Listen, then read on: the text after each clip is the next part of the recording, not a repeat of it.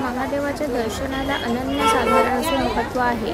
म्हणूनच आम्ही यावर्षी गेलो गोकर्णातील महाबळेश्वर या मंदिराला महादेवांच्या दर्शनासाठी. या मंदिराची एक आख्यायिका सांगितली जाते.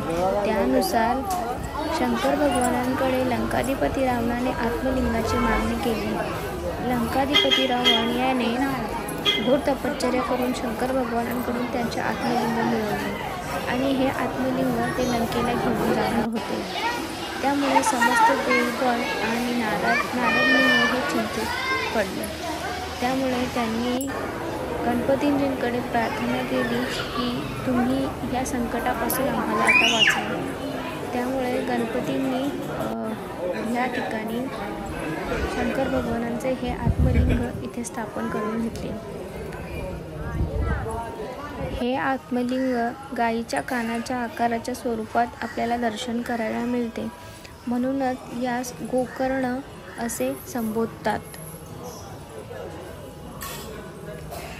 महादेवांचे दर्शन घेऊन आम्ही गेलो ताम्रगौरी म्हणजे पार्वतीजींच्या दर्शनासाठी. मंदिराचा परिसर हा खूपच शांत आणि रमणीय असा होता.